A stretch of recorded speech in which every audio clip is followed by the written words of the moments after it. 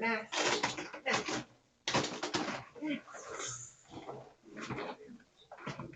Next. Yep. There you go. Thank you. You're welcome. I just want to say it's a nice house for a $5 tip. You're welcome. What's on your mind, man? I was telling G, I said the culture of tipping. Oh, okay. Yeah. Okay. Only because and we could post the actual video that made headlines last week of the guy the DoorDasher that got fired because he dropped off the pizza, man. I think it was like 18 or 20 bucks. Mm-hmm. But he drops the pizza off and then turns around. She's like, "Thank you. Have a good day." He was like, "All right, thanks." He's like, "Oh yeah, by the way, it's a pretty nice house." It's like $4 or $5 tip. And then she's like, "Okay, you're welcome." He's like, "F you." Wow. You know what I'm saying? Job. So he got fired for that, right? And so my thing is, when you get these gig jobs, should you really be expecting like a tip that's going to sustain you for the week? You know what I'm saying? Right. Like nobody asked you to be a DoorDasher. Right. So you can't really get mad. I think actually people tip pretty generously. Yes. They've been doing polls for people tipping and people feel guilted in the tipping. Yeah. Like I just did a little $2 tip, for our stuff. And it's just like, I'm doing all the work. We want to go pick it up and everything. So it's one of those things where, because we've all had jobs where we you get tips and things, but it's like, I've never like leaned on that to say, okay, this has got to be help me pay the bills. Yeah. But I think we're in a time where technology has put such a demand on people when they get into those gig positions. You're running around burning your cash, wearing and tearing your vehicle. Yes. You're doing a lot of work, and the pay is not consistent. Right. And so that falls on the customer. Right. It's just, No, it doesn't. It doesn't. Yeah. That's not a real discussion. No. It's actually a good discussion because if you think about victimization, once again, it comes into that victimville. Victimhood. Yeah. You know what I mean? That you have made yourself, and I can actually understand it, but you made yourself entitled for something greater. Exactly. Right. When I lived over in Great Britain for a little while, I used to tip the waitresses. They looked at me like I was crazy. Really? Because they get paid. Oh, they get paid. Yeah, nice. they get paid. You know what I mean? And they was looking at me like, what are you doing this for? Right? Mm-hmm. And that That's interesting. I didn't know that. Yeah, I didn't know that. Yep. They because they pay. They take treat care. them. They actually treat them like humans. Yeah. At least, right. At least that's what I thought. You know what I'm saying? That I didn't. I asked her. I asked the lady, and she's like, "No, we don't do tips. Because they pay the well." Now I don't know how things changed. That was going on 10 years ago now. It might change after they see this video. Yeah. Like, we pay them well? No. Right. But no, I'm big on tips, man, because I think it's a couple of different things. I think tipping speaks to our character as people, like human interaction, human relations. It speaks to our character. Yeah. You know what I'm saying? And fellas, we like to stun a little bit anyways, but I've tipped in many different situations because it's a language of appreciation. Yes. In a time where people really don't feel appreciated. Yes. You look at some of these waitresses, man, they work really hard. Yes. I've been on a cruise ship. They work really hard and they live off of those tips, man. You know what I'm saying? These are people from all over the world. Yep.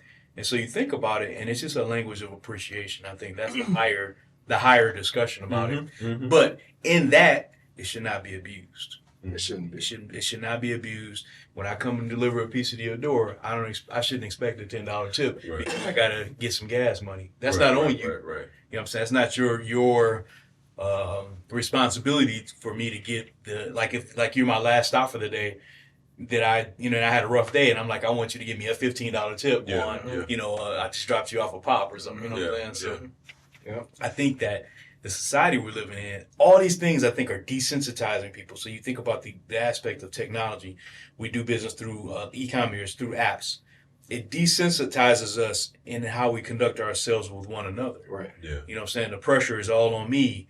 If I do Amazon Flex, if I do DoorDash, if I do Shipped, all these different applications that you operate through, it pretty much is you in the application. Mm-hmm. And when you drop this stuff off to people, the person is almost the enemy. Like, you making me work harder. You know what I'm saying? Right. You treat the customer like the enemy. Yeah. If they don't tip you to what you think that you should be tipped. Right. And I don't think that's fair. And I think it's a thing of look at it as a privilege, and we've lost that. There are certain things that we just don't look at as a privilege anymore. Right. Tipping is a privilege to someone. Yeah. You know, and so I think that guy definitely deserved to lose his job. He did. Yeah. He did. I mean, because you don't conduct yourself that way to customers, and it's like you said, a big part of it is people have to have their expectations level set. Yeah, exactly. Because if that's if the wages on your job aren't good enough and tips are a part of your income, you have to understand that's not guaranteed. Exactly. If that doesn't work for you, then you probably need to find something else. Yes. That's all true. Yeah, That's simply it. Very. Because it's like, you have to if there's a possibility that a customer can tip you nothing, and it's not illegal, it's just you think rude or unappreciative or whatever. Right. If that's not enough for you, then you need to find something different. Exactly. But I also agree with you from the customer side. I think it is that language of appreciation thing. I think it's especially. I look at it as a language of appreciation and showing somebody that because you're in a service job, I don't look down on you. Exactly. That's You know it. what I mean? That's the ultimate thing. As a way to to show them that still look at you as human and not looking at people that are in service in the service industry as less than. Exactly. Because when they have to be waiting on you and you just constantly, hey, I need this, hey, I need this, hey, I need this, just to show appreciation, like, hey, I recognize you're a human doing a job, not some slave that's just here to wait on me hand and foot every time I come in and ring the bell kind of thing or whatever. So yeah. Yeah. And for me, man, it's like whenever I'm in a position where I'm being serviced, I look at it as each person as an individual, not as a part of an enterprise. Mm-hmm. And you got to consider these people, man, deal with probably mostly rotten, inconsiderate people.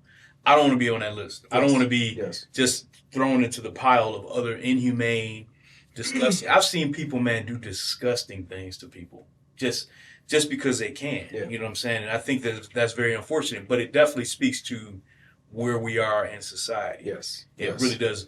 How you treat what society considers the lowest of them, right, is a reflection not only of yourself poorly, but how we are as a society.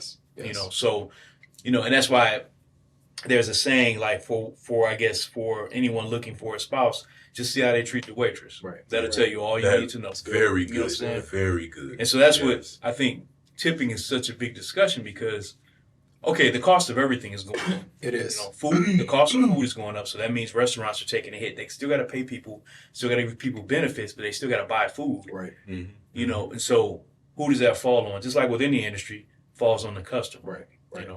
And I think that when it trickles down to the delivery guy who door dashes it to the customer who's the end user, I don't think that the tipping aspect should be, because that's hard, man. Customer facing is very difficult. Yeah. But I don't think that the customer should receive that blow, because yeah. most times people are tipping. Right. You know what I'm saying? I think a lot of people do tip, but more so if they get guilted into it, that's probably part of it. But I think people really want to show, hey, we appreciate this particular type of workforce, particularly during the pandemic. Yes. Yeah. People really everybody was out the streets hitting pans. Because it's like they really wanted to show we love you guys and we appreciate you because you keep the economy running with your service. That's right. So that's why the tipping thing, I think at this point is really a larger discussion, because it's saying, we appreciate you guys, but we don't want companies abusing the customer though. Yes. With because you go online, you order everything's pretty much, you can order anything online. It's always got these different brackets for tipping. Right. 10, 15, 20, 25, whatever you want. And you're like, in your mind, you're thinking, well, I'm doing all the work, and I'm paying. See, the thing is, we've gotten stuff and consistently, right, a couple times a week, it'll be one price most of the week. And then the next week, it's like the exact same thing, but it costs a little more. And I'm like, my tip is kind of, you eat my tip a little bit. Right. Because the prices are creeping up on stuff. I understand. You order the same dish one week and then it's $2 higher. The next week, you're like, that was kind of my tip. Yeah. Right. You feel bad about it because eating out is getting really expensive. You could spend like $300-400 in a week just on eating out. That is so true. So easily.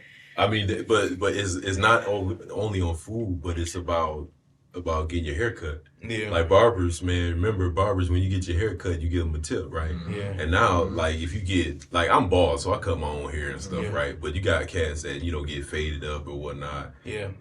And it's going to be $25. And then they're going to be another $10 tip. You know what Wow. I'm saying? Yeah, it's expensive, man. Yeah. Because they like, hey, man, I got to live too. Because the price of inflation or the cost of inflation and different things like that causes everything to ramp up. You know what I mean? So I can't go in there with a 10 anymore. It's not going to happen, man. I've been in barbershop since I was a kid. They'll be like, Yup. right, Uh-huh. good to go, Yep. $10. Yeah, Yeah, man. Because my sons, man, just to get a taper, man, it was like $15. Wow. You know what I'm saying? That's Like, barely any hair that's why, loss. dude, I'm sorry, son, but I gotta cut your hair. Right. I gotta chop it up. Right. I have barbershop class at home and teach them. Get a bunch of that's little clippers and show them how to do it. Yeah, man. Because I just, when I was a kid, I taught myself. I mean, I had a lot of missteps cutting my hair, but I'm like, I just didn't like going to the barbershop.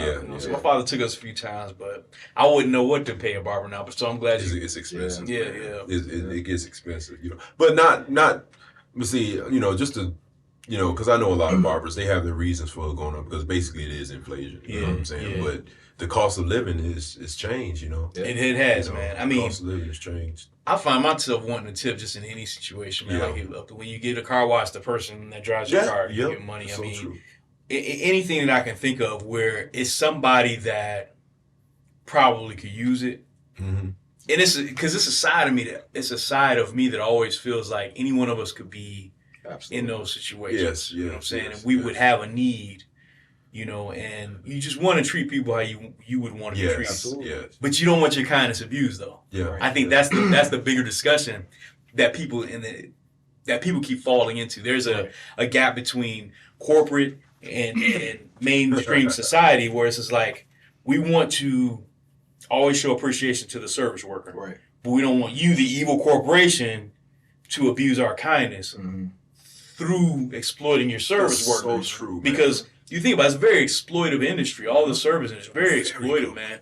From hotel, hospitality, restaurant, barbershops.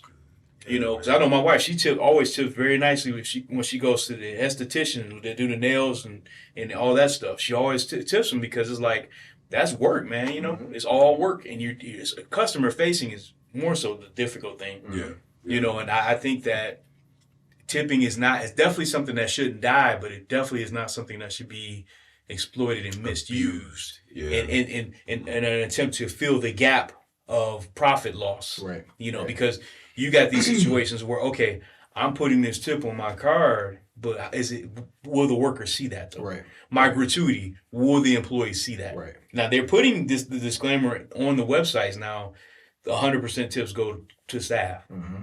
I'm like, okay, you can put that on there, but I would want to ask the staff, are you seeing that? Right. Because waitresses, man, I hear they don't make a lot, man. No, and that's the thing. It's like it's sub minimum wage a lot of times because the employer will justify it as, well, you receive tips on this job. Man, that's hard, man. That is hard because tips vary, and I do hear bartenders always make out pretty well, bro. They do pretty good, but people get a little juice in it. Exactly. They get throw a 20 at them. Here you go. Keep the change. Overly generous. Yep. And also you talking about those cats like at the bar, they want to show that they're worth something too. Oh, what I mean? Like cats got those egos or whatnot, and you just say, "Here, give me the round around the house." You know what I'm saying, and different things like that. Show them that they got money, man. It's a status thing as well. You know what I mean? Yeah. Bartending. Anybody that has to deal with customers and just a different group of people every day, my heart goes out to them. Me too. Because it's just, I know that anytime that's what your regular job is, and you're not seeing the same people at work every day, and you're dealing with the public, heart goes out to you. So it's in that regard too, is what we feeling for them. I agree.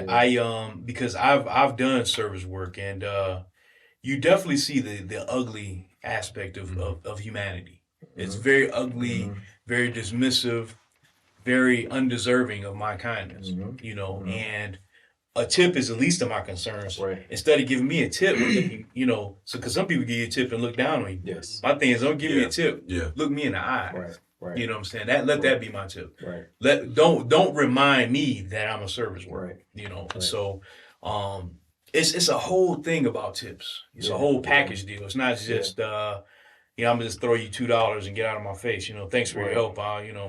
It's more than that. You know, it's really an examination, a cross examination of how we as human beings interact. Mm-hmm. That's why I love what this season of Black Mirror did, because it didn't focus so much on the technology. It focused on how evil and nasty we actually can be to each other. Yeah. Have you watched all 5 episodes? I did, and I was okay. So help me, because Yeah. them getting away from the tech threw me off a little bit. And I ended the season kind of like, See, my didn't cousin feel like Black Mirror to me. You know what I mean? My cousin put me up on game. We were over his house, and they were like, "Watch all of it," you know. And my cousin Mark and his wife Shala, she said this one kind of examines the ugliness of humanity. Mm-hmm. And okay, so it didn't really focus on tech so much this time, obviously, like we like A little bit. It touched it a little bit. Yeah. Like the first episode touched on, Netflix type of situation, right? And well, that was a very plausible episode. Yes, Yes. absolutely. I'm waiting for the day that happens. In real life. Bro, I'm expecting that in 23, 24. Yes, definitely. Yes, definitely. That was very plausible, Yeah. but it also it showed how disgusting everybody is in those exploitive situations. Yes. So that's one thing. That episode with, of course, the second one, serial killer or murder or whatever. That's that.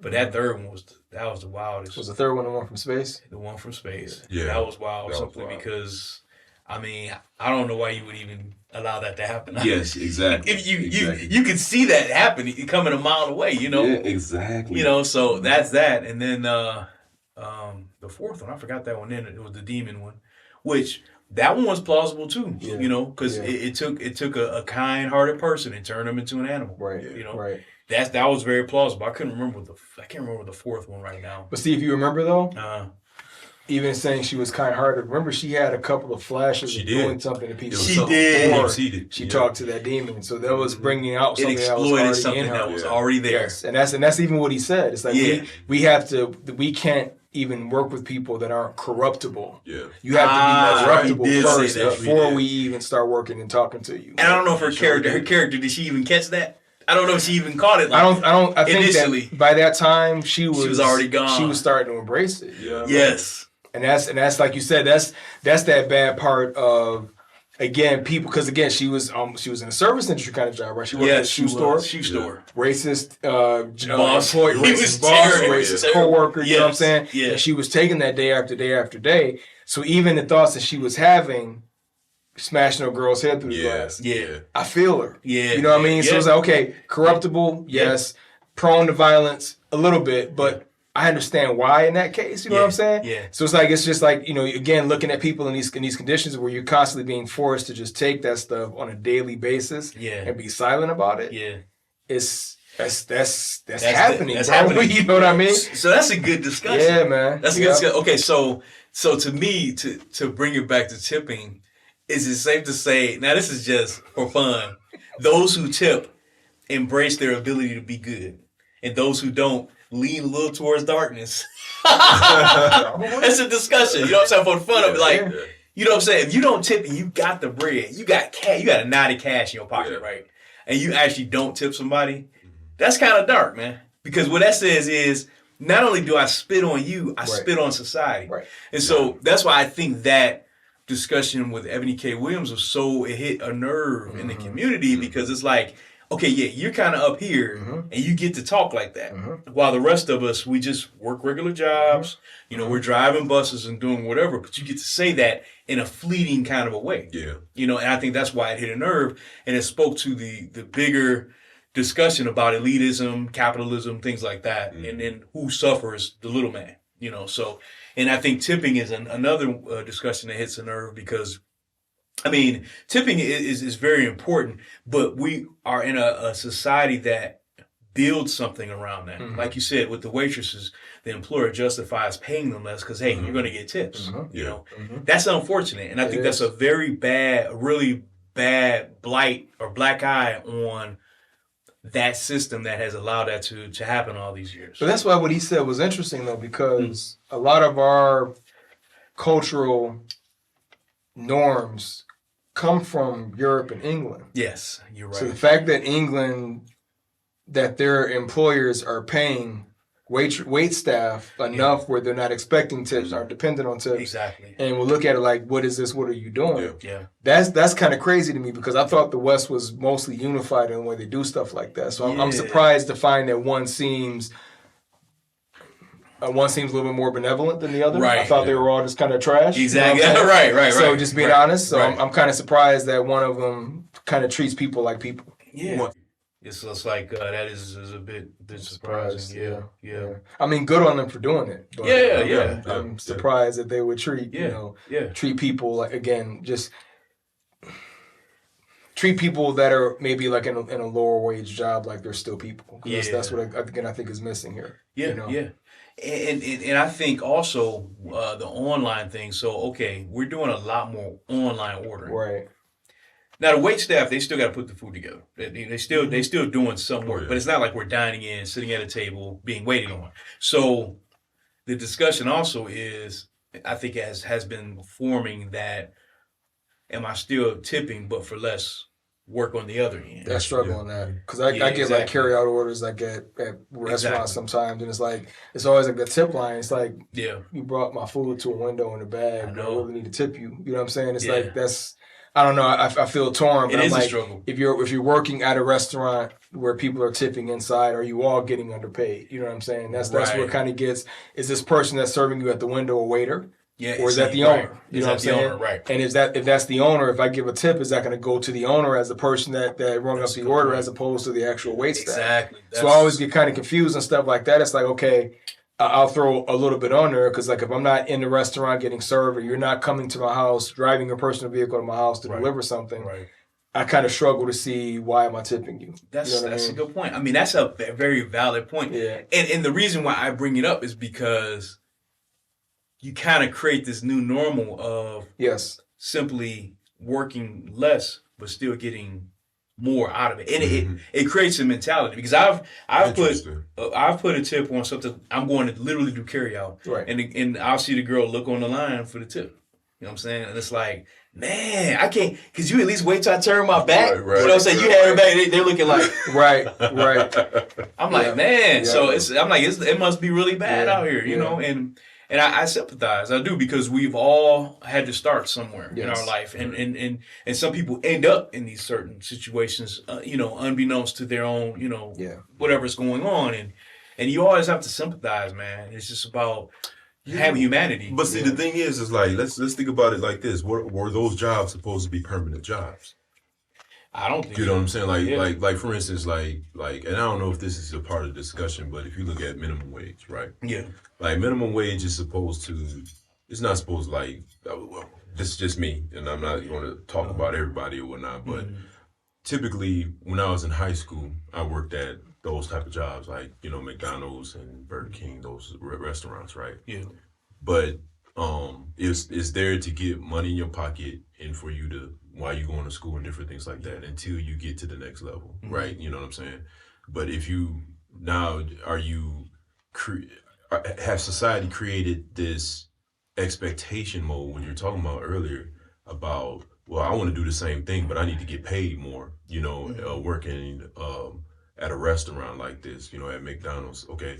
Like when I started at McDonald's, I was getting paid $4.25, right? I didn't really expect to get paid no more than that, right? You know what I'm saying? Until I got, but now minimum wage is at what, 15 or something like that? Yeah, I believe so. So that creates a whole little issue, for people that are going to school, getting a trade and different things like that. That's going to cause many, many other things. And I'm not well versed with that, but I know that it creates other issues. You know what I'm saying? It does, yeah. So when the tips come in or whatnot, especially when the guy's cussing out, you can't give me, this is a real nice house. You can only give, you can only $5, right? Yeah. But if you really think about it, the $5 was actually a greater percentage for how much the pizza costs. It's very generous, man. You know what I'm saying? It's very good. So what are we doing here? You got a 25% tip, man. Yeah. I mean, that he should be actually grateful. Yeah, it's like if anything, you should have been mad at the company. Like you need to raise your minimum criteria for delivery because if the company is allowing a $20 order to be a delivery and you got $5 tip, like you said, that's more than what the minimum expectation is. Yeah. You don't take that out on the customer because I got a nice house. You got to go back to your employer. We should maybe raise the minimum limit. Because if I'm driving my personal vehicle out, wear and tear on my vehicle, my gas, and I'm underpaid already, then if I can't get more than a $5 tip for this order, take that up with your employer, not take it out on the customer. Always raise your minimum to $30, $40 so that we can at least get a $10 tip or whatever. That's a discussion we have with your employer, not with the customer. 100% because a CEO can get let go and get a severance of like what, 80 million? Man, that's so true. Getting let go, not contributing anything else from the company. It's all about capitalism and corporate greed, evil corporate greed. It devalues the human, it puts more back into the company and its technology, and now focus on the customer base, which is your bread and butter, and then the service worker, which is your front line. Yeah. We in this country, we need to really look at that for what that is. And that's why you had that big, what was it called? The great resignation. Yeah. Because people were like, I'm tired of this. Yeah, I can do that. I'll take the buyout or whatever. Yeah. You know what I'm saying? I hear it's backfiring on some, but but unfortunately, but it's really about definitely corporate greed, and it really pits people against each other down at the bottom. Mm-hmm. Your customer base in the front line. Whether you're working at a cash register or whether you're doing deliveries, you're the front line. You are the face of the company, and you get burned, and then the customer gets burned. While Joe Millionaire is sitting up and making $90 million a year. Yeah. I mean, what is Tesla, man? I mean, they're like, that guy's worth like $200 billion or something. And I'm not. The thing is, I'm not necessarily mad at people like Tesla because he put in the work. I'm not mad at him. I got no problem with that. No. I mean, I agree with you, but it's 200 million is a lot of cash, right? Or billion or whatever. It's a lot of cash, right? Yeah. I can't be mad at a. It's not person. liquid. I mean, man, he probably can get 100 million cash. Yeah. I mean, when he bought Twitter, it was like he needed to go to a bank and take out a loan. I mean, if you're worth $200 billion, most of that is tied up in your spaceship stuff, your Tesla stuff, and whatever else you got going. That's so true, man. Let me make this one more point. Before I keep that thought. So one thing that I was thinking about also is the guy that got mad with this tip is assumptions. Mm-hmm. There you go. It's assumptions. Yeah. You know what I mean? Stop assuming that people have something when they really don't. You know what I mean? Yeah. You know what I mean? That's I love that. Yeah. I love that. People look at the material and they always make this assumption, and then they become immediately envious. Like I'm serving you. That's really the heart of the issue. By the way. That's at the heart of the issue. I'm serving you. You live in this big home, and the problem is that was probably somebody's wife that you disrespected. You know what I'm saying? Not the guy that probably owns the house. So it's like you disrespected her and then walk away and use an expletive. That is just that is that individual. I'm not, because every person is not like that. Every person is doing DoorDash. A lot of people I know are very appreciative. Mm-hmm. But again, it's the corporate greed and it's the trickle down, effect of all of that. You know what I'm saying? Wow, man. And it's unfortunate, but I think it is a discussion to be had, man, because I think we're living in a time where people are definitely desensitized. There's a lot less human interaction. True. We don't touch. We don't look at each other anymore, right? Yeah. And so that's why somebody can do a delivery and be monstrous to a person, because it's like, I don't see you anymore. All I see is money that I need that needs to get me from here to here. I don't see you. You're an obstacle. And if you didn't give me enough, you're an obstacle to me now. Right. And I think that's problematic. That's a problematic mentality to have and actually embrace and justify through your own decisions. I mean, I didn't tell you to become a DoorDasher. I didn't tell you to do this. I didn't tell you. Those are your choices. You took in the maybe more of an easier path in life. You want me to fill in the gap, then that's not my problem. Yeah, that's so true, man. And I think that's where we need to, as people that are kind hearted and are considerate of people, we need to kind of take that stand for ourselves. Like, don't, I'm going to give you a tip, but don't look at me as like your means to an end or something through my tip. I mean, because people are taking it that seriously, and I don't think that that's fair to people that actually have the heart and the mind to tip. So, yeah. So I think that's a good discussion, man. Yeah, We can go into something else because I want you to. Yeah, what are you talking about? I want you to think about what we were talking about with Tesla and all that. Yeah, I just it was Risa. Hold on a second. Yeah. Hey, Mike, do you have anything to say? Glad you can make it, Mike.